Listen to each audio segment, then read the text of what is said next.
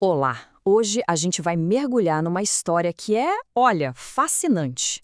Vamos entender como aquela busca por uma matemática perfeita, sabe? Um sonho filosófico de um século atrás acabou quase que por acidente dando origem às redes neurais e à inteligência artificial que a gente conhece hoje. É isso mesmo, a gênese da IA não está no silício, mas sim numa investigação super profunda sobre os limites da lógica e do próprio conhecimento. Então, bora lá. A pergunta que vai guiar a gente aqui é exatamente esta: como é que pode uma busca por uma certeza absoluta na matemática, ter levado a gente a criar máquinas que, na verdade, aprendem com a incerteza dos dados? Parece um baita paradoxo, né? Mas é justamente nessa tensão que essa história toda se desenrola. A coisa toda começa lá no início do século XX, com um sonho grandioso mesmo. A ideia era tentar criar um sistema totalmente formal, completo para a matemática inteira. Pensem só, um sistema onde qualquer verdade pudesse ser provada de um jeito mecânico, quase como uma máquina. E essa era a convicção de um matemático chamado David Hilbert. Lá em 1900, ele lançou um desafio propondo 23 problemas para guiar a matemática. Ele realmente acreditava que a gente podia construir um sistema de axiomas e, a partir daí, derivar toda e qualquer verdade matemática. Era quase a ideia de uma máquina de provar verdades. Incrível, né? Só que esse sonho, bom, ele foi sendo desmontado, peça por peça. Primeiro veio Kurt Gödel, em 1931, e mostrou uma coisa surpreendente. Em qualquer sistema formal poderoso o suficiente, sempre vai existir alguma afirmação que é verdadeira, mas que simplesmente não dá para provar usando as regras daquele sistema. E aí, em 1936, veio o golpe de misericórdia com Alan Zinchurch e Alan Turing. O problema central que eles atacaram tinha um nome complicado em alemão: Entscheidungsproblem, ou o problema da decisão. A pergunta era, no fundo, bem direta. Existe algum procedimento mecânico, sabe, um algoritmo universal, que consiga olhar para qualquer afirmação matemática e dizer com certeza isso é verdadeiro ou isso é falso?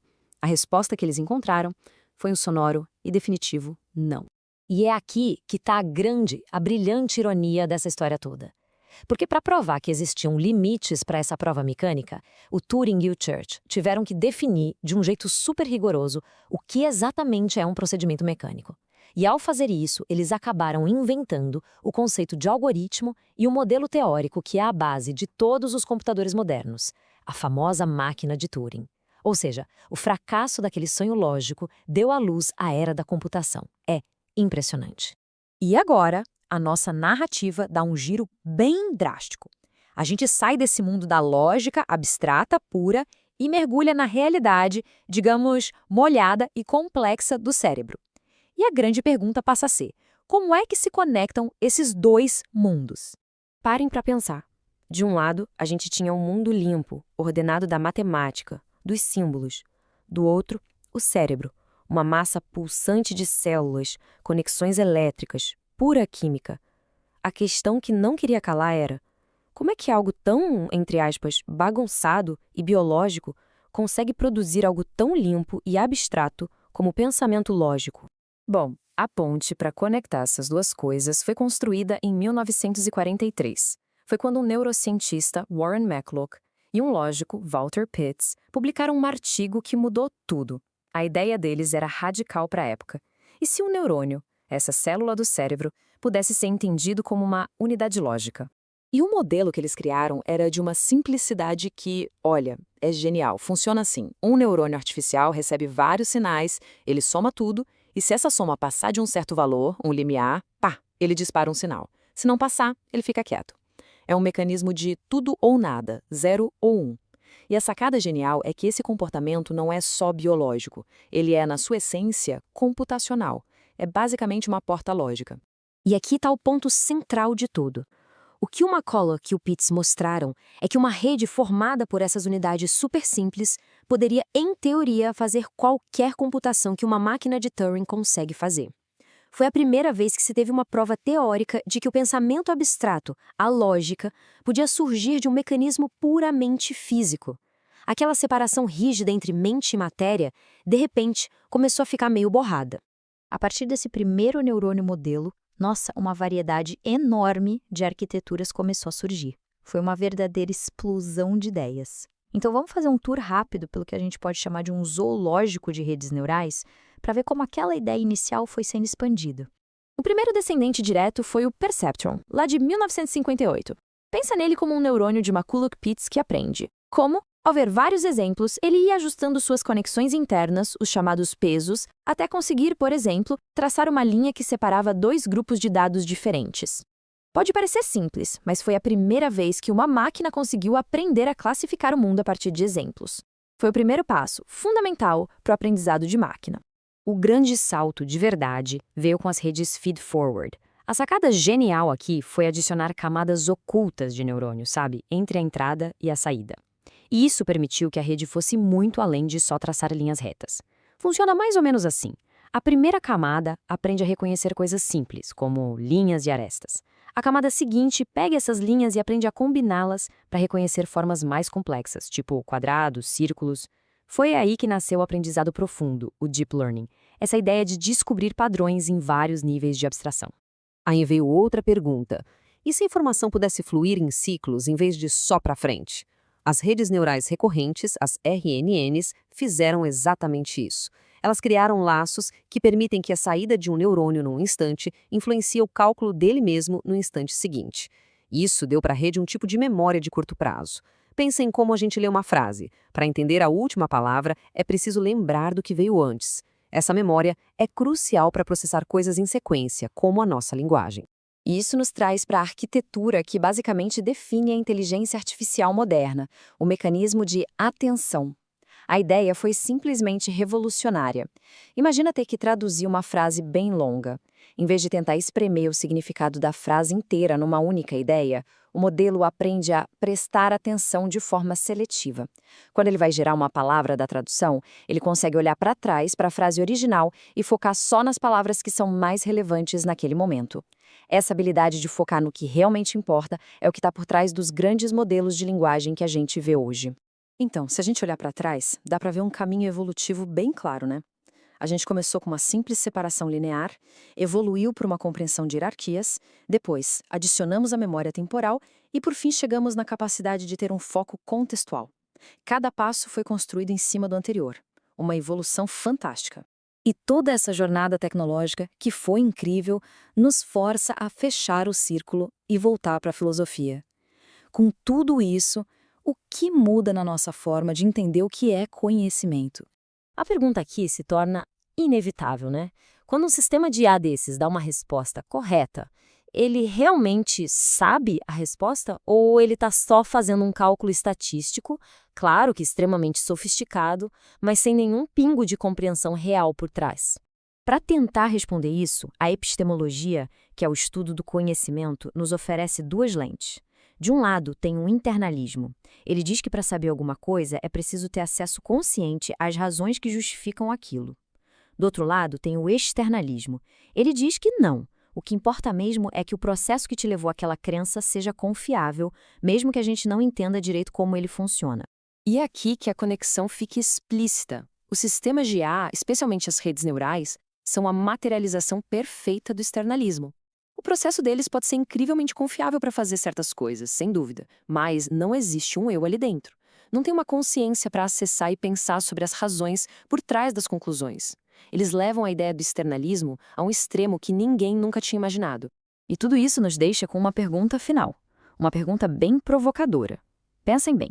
A gente partiu de uma busca por uma prova lógica perfeita e chegamos em sistemas que dão resultados confiáveis sem ter nenhuma compreensão interna. Será que a gente não está testemunhando o surgimento de um tipo de conhecimento completamente novo? Um conhecimento que simplesmente existe, que funciona? Olha, se tem alguém por aí que ainda acha que inteligência artificial é só uma questão de código e de computador potente, tá na hora de repensar. A gente está prestes a ver que a IA de hoje é muito mais do que uma façanha da tecnologia. Na verdade, ela é um dos maiores desafios filosóficos que a gente já encarou, porque ela nos obriga a perguntar o que, afinal, significa ser inteligente. O que é ter consciência? O que é ser humano? Então, vamos direto ao ponto com uma pergunta que parece simples, mas, nossa, como ela é complicada. Sabe quando você faz uma pergunta para uma IA e ela responde? Quem exatamente está falando ali? É só um eco super sofisticado dos dados que usaram para treinar ela? É uma simulação de pensamento? Ou será que é algo completamente novo? Tentar desembolar essa questão é a nossa missão aqui. Para a gente conseguir responder isso, não adianta só olhar para o que a IA faz. A gente precisa dar um passo para trás e tentar entender o que ela é, lá na sua essência. Antes de ficar debatendo se a IA é boa ou ruim, a gente tem que mapear as ideias que estão por trás de tudo. Pensa nisso como se a gente estivesse explorando um continente novo, um lugar de pensamento que a IA nos forçou a visitar. E aqui está o pulo do gato. A gente não está falando de quantos idiomas uma IA consegue traduzir ou se ela joga xadrez bem. A questão de verdade é muito mais funda. Qual é a natureza dessa tecnologia? A gente está construindo ferramentas mais espertas ou os primeiros rascunhos de um novo tipo de mente? A resposta para essa pergunta, ela muda absolutamente tudo. Bom, então vamos começar a descascar essa cebola, a primeira camada do nosso mapa, a própria inteligência. O que essa palavra significa de verdade? E aqui a gente já cai num debate filosófico clássico, uma briga de gigantes que define quase toda a discussão sobre mentes artificiais. De um lado do ringue, a gente tem o funcionalismo, com filósofos como Hilary Putnam. Para eles, a mente é tipo um software. O que importa é o que ela faz, e não do que ela é feita. Sabe como um programa de computador pode rodar em vários tipos de máquina? Para eles, a inteligência também poderia, em tese, rodar em silício em vez de neurônios. Mas, do outro lado, John Searle e o seu naturalismo biológico discordam, e discordam feio. Para eles, a mente é um produto da biologia, ponto. Assim como a digestão ou a fotossíntese. Eles batem o pé que um computador, por mais poderoso que seja, só consegue simular o pensamento, mas nunca vai entender de verdade. E para provar o ponto dele, o Sil bolou um experimento mental que é simplesmente genial, o famoso quarto chinês. Imagina só, uma pessoa que não entende nada de chinês está trancada num quarto. Ela recebe umas perguntas em chinês por uma fresta e tem um livro de regras gigante que diz, basicamente, se você vê este símbolo, escreva aquele outro símbolo. Seguindo as regras, ela consegue produzir respostas perfeitas em chinês. Para quem está do lado de fora, parece que o quarto entende chinês, certo? Mas a pessoa lá dentro não faz a menor ideia do que está acontecendo, ela só está manipulando os símbolos. Para o Searle, os computadores são exatamente como essa pessoa no quarto. Mestres em manipular símbolos, mas completamente vazios de qualquer compreensão real. Ok, se a inteligência já é um terreno complicado, se prepara, porque agora a gente vai mergulhar de cabeça em águas bem mais profundas. A consciência. Isso vai além do que um sistema faz.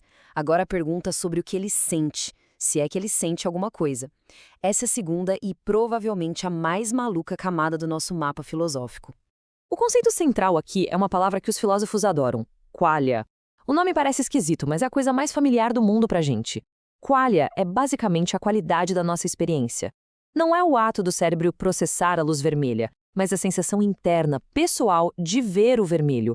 É o como é ser alguma coisa. É o gosto do chocolate na boca, a dor de uma picada, o som de uma risada. É a vida por dentro. E isso nos leva a uma pergunta que dá até um arrepio. Uma máquina poderia ter essa vida interior tão rica? Uma IA poderia de fato sentir a beleza de uma música? Ou ela seria só o que os filósofos chamam de zumbi filosófico? Pensa só nesse cenário. Uma entidade que se comporta exatamente como um ser consciente. Ela diz eu te amo, escreve poemas sobre o pôr do sol, chora em filmes tristes, mas por dentro, não tem ninguém em casa. As luzes estão acesas, mas a experiência, os qualia, simplesmente não existem. É só uma simulação perfeita, sem alma. O que nos leva então para o coração desse quebra-cabeça? Se uma IA pode ser um zumbi filosófico perfeito, como é que a gente saberia a diferença? Se uma máquina diz que está feliz, como podemos ter certeza que ela não está só rodando um programinha chamado felicidade.exe? Como a gente espia por trás da cortina do comportamento para ver se tem alguma coisa real ali dentro? Foi exatamente esse problema que o gênio da computação Alan Turing tentou resolver lá em 1950. Meio cansado desse debate filosófico sem fim, ele propôs uma solução super pragmática, o jogo da imitação, que a gente conhece hoje como teste de Turing. A ideia é simples: um juiz humano conversa por texto com dois participantes que ele não pode ver. Um é humano, o outro é uma máquina. Se no final da conversa o juiz não conseguir dizer com certeza quem é quem, pronto, a máquina passou no teste. Para Turing, se ela se comporta de forma inteligente para todos os efeitos, a gente deveria considerar ela inteligente. O que foi tão genial na abordagem do Turing é que ele virou a mesa. Ele pegou a pergunta metafísica impossível de responder, as máquinas podem pensar, e trocou por uma pergunta prática que a gente pode testar. o comportamento de uma máquina pode ser igualzinho ao de um ser que pensa? Ele basicamente disse, vamos parar de procurar a alma na máquina e focar no que a gente consegue observar e medir, que é o desempenho dela. E aqui que a cabeça da gente dá um nó. O desafio que o Turing propôs para a IA é, no fundo, o espelho de um problema filosófico muito mais antigo, o problema das outras mentes. Pensa bem, como é que a gente sabe que as pessoas ao nosso redor têm uma vida interior, que não são só robôs de carne e osso? A gente não pode entrar na cabeça delas. A gente assume que elas são conscientes porque elas se comportam como tal. Elas riem, choram, falam dos seus sonhos. O Turing simplesmente aplicou essa mesma lógica, o nosso teste do dia a dia para a humanidade, para as máquinas. Ok, a gente viajou por um terreno filosófico bem denso. Funcionalismo, qualias, zumbis filosóficos, mas e daí? Por que esse papo todo, que parece tão abstrato, importa na vida real? A resposta é importa e muito. Porque a nossa opinião sobre essas questões tem consequências bem reais e imediatas. O jeito que a gente responde à pergunta o que é a IA acaba influenciando tudo. Isso muda se a gente confia num diagnóstico médico feito por ela, define de quem é a culpa quando um carro autônomo bate, molda os direitos que, quem sabe um dia, a gente possa dar para uma entidade artificial. Se a gente vê a IA só como uma ferramenta, tipo uma chave de fenda super chique, a responsabilidade é sempre nossa. Mas e se a gente começar a ver como um agente, um parceiro? Aí todo o nosso cenário ético e legal vira de cabeça para baixo. Então, no fim das contas, é isso. A escolha que a gente faz de ver a IA como uma ferramenta incrível que estamos construindo ou como um tipo de mente que estamos despertando, essa escolha não é só papo para filósofo. As ideias que a gente tem hoje nos laboratórios e nas empresas estão sendo escritas no código dos sistemas que vão moldar o nosso futuro. A metafísica de hoje vira a tecnologia e a política de amanhã. A pergunta é, estamos construindo uma ferramenta ou um parceiro? E talvez, no final de tudo, a maior revelação da filosofia da IA seja exatamente essa. Ao criar espelhos das nossas próprias mentes, a gente é forçado a se olhar com mais clareza. Ao tentar definir o que é inteligência, consciência e identidade para uma máquina, a gente é obrigado, talvez pela primeira vez, a encarar essas perguntas de frente dentro da gente mesmo. A jornada para entender a máquina vira, sem a gente nem perceber, uma jornada para entender o que significa ser humano. E essa é uma pergunta que vale muito a pena continuar fazendo. Olá! Hoje a gente vai entrar de cabeça num dos desafios filosóficos mais interessantes do nosso tempo. Um desafio que a inteligência artificial colocou bem na nossa frente. E olha, isso aqui não é papo de ficção científica, não. É uma questão que já está impactando diagnósticos médicos, decisões de crédito, um monte de coisa. A pergunta é simples, mas a resposta é bem complicada. Quando uma IA dá uma resposta, ela sabe de verdade o que está falando? Então vamos direto ao ponto. Uma IA pode mesmo conhecer alguma coisa? Parece uma pergunta fácil, né? Mas para tentar responder, a gente é obrigado a olhar de novo para o que a gente mesmo entende como conhecimento. E acredite, as respostas não são nem um pouco óbvias.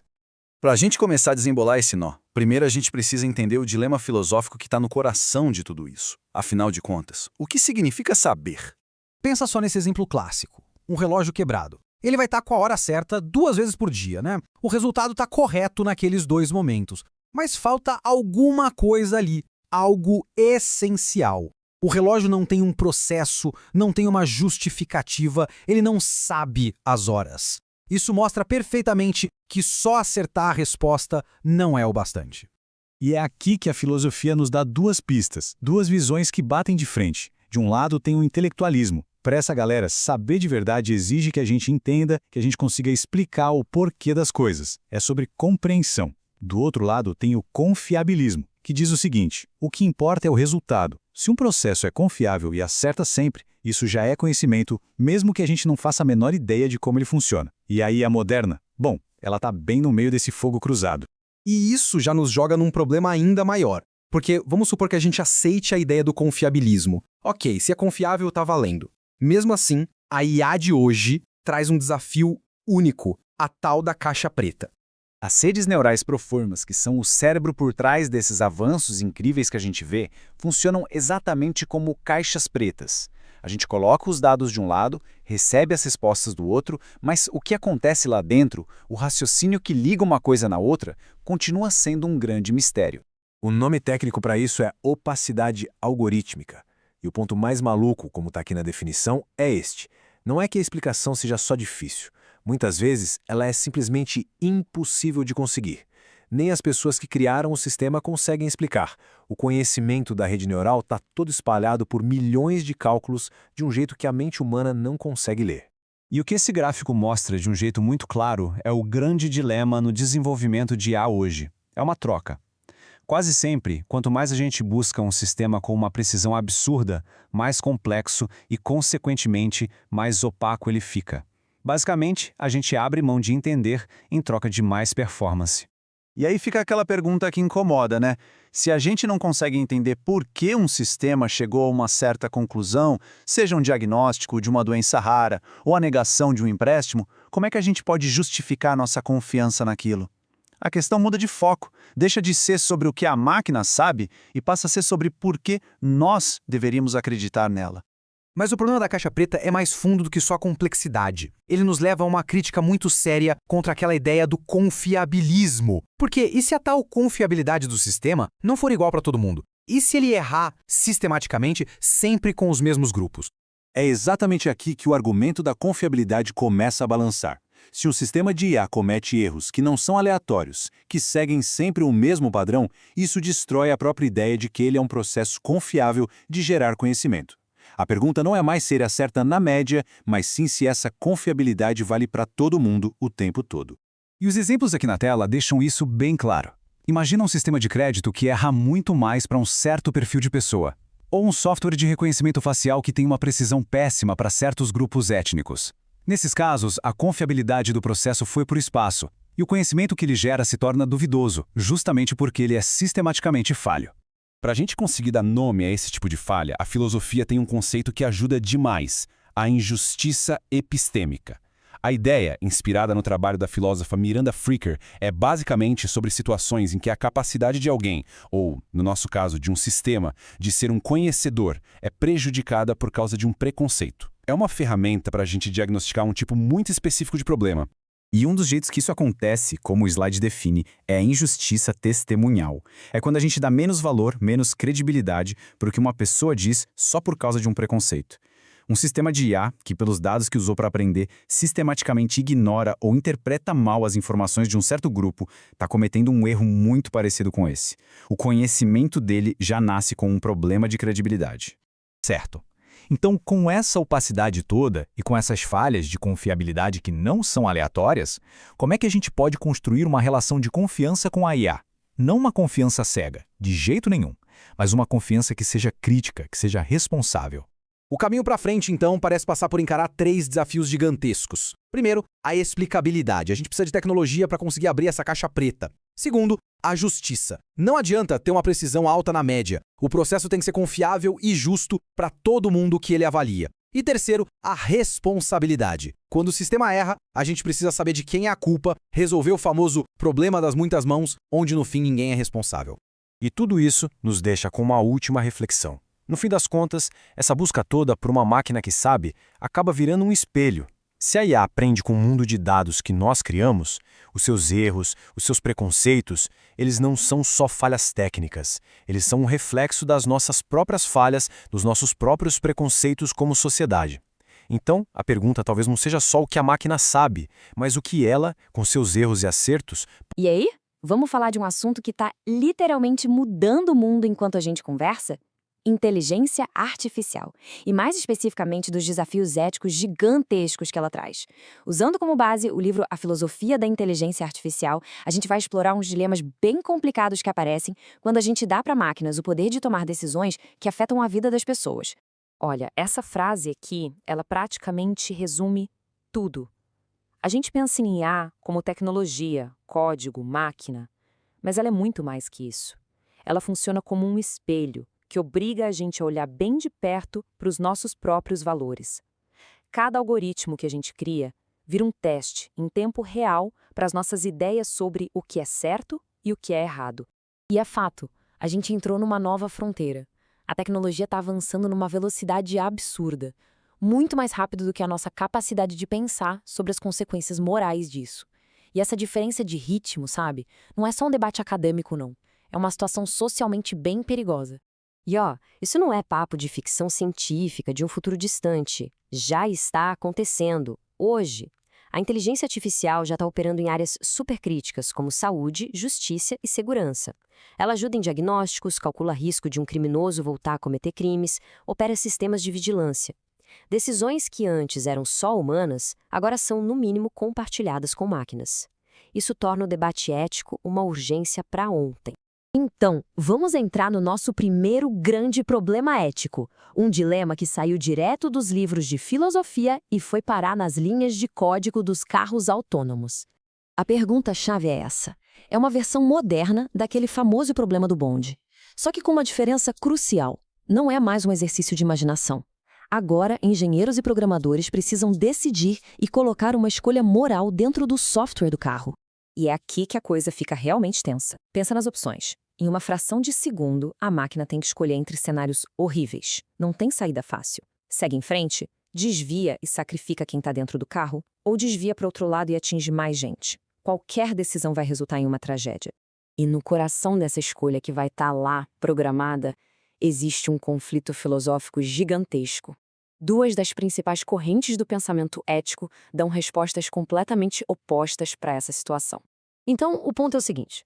Um carro programado com uma lógica utilitarista faria um cálculo frio, salvaria o maior número de pessoas, mesmo que para isso precise sacrificar de propósito o passageiro.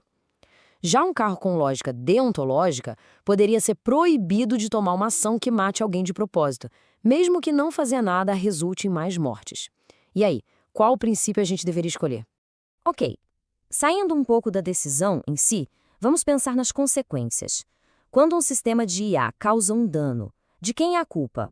Para entender isso, a gente precisa conhecer um conceito chamado problema das muitas mãos.